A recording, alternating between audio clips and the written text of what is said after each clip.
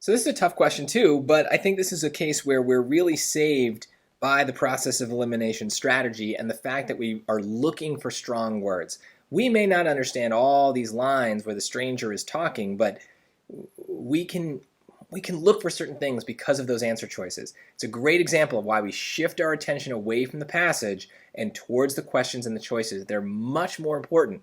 And I think that this is a good example too. I didn't include the questions, but question 38, 37, they directed us to kind of like this part here before the lines that we need. And we could reread them, but remember they were talking here about universal distrust. And the questions there were kind of leading us toward a summary of what was being said, right? They were talking about a problematic thing about the lines, or what Dickens was saying in those lines.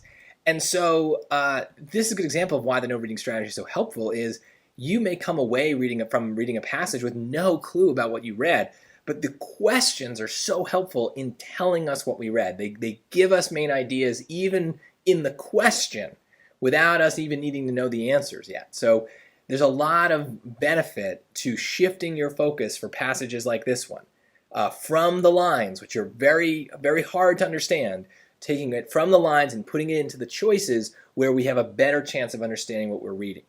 So let's try to do that here. So he was talking about universal distrust. Now he introduces the stranger. You carry, says the stranger, this jealousy and distrust into every transaction of public life.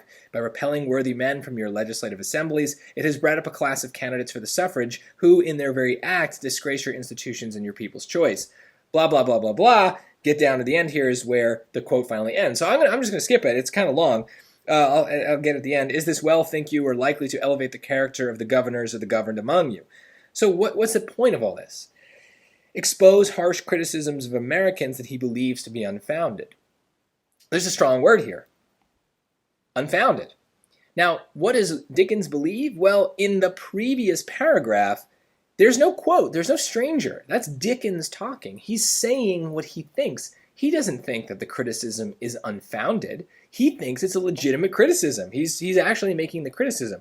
So unfounded, in case you're unsure, means not based in, or on, I should say, evidence. And so this is a great word to know for the evidence-based reading and writing section, right? Unfounded is one of those SAT words that you will see. It is a good word to know.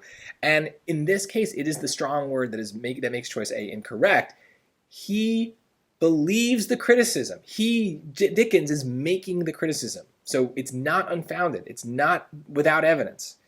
He's providing the evidence, I guess.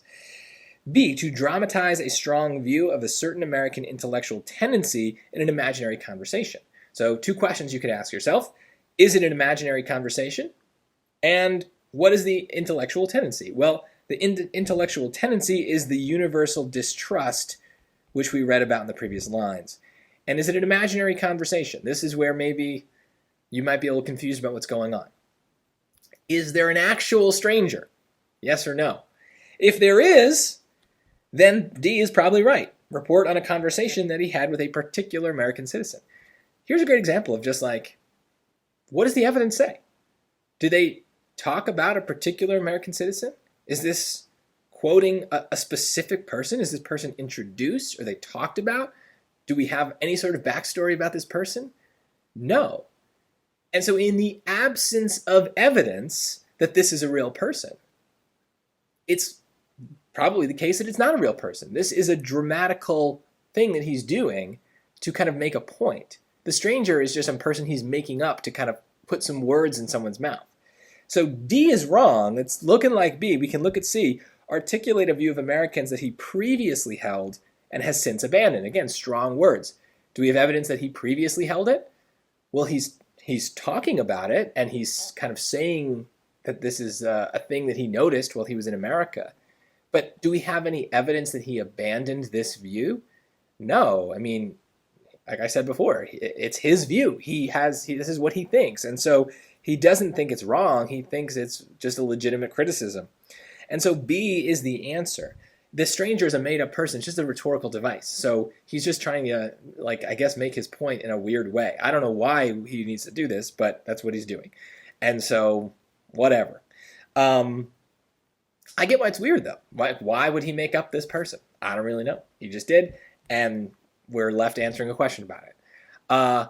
Do the best you can, but try to focus on the strong words and the answer choices and give yourself tasks to kind of accomplish as you go into the lines. You're looking for evidence. Is this a real person or is this not?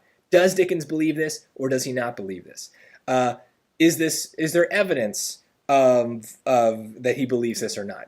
All those things are easier to pull out of the choices than if we just read these lines and just try to summarize them ourselves. We're not going to be as good at summarizing as the choices are the choices. So think of the choices as 4 summaries that you're testing instead of having to write a summary on your own. It's much easier, and the strong words are the things that pop out of those summaries that we need to test the most.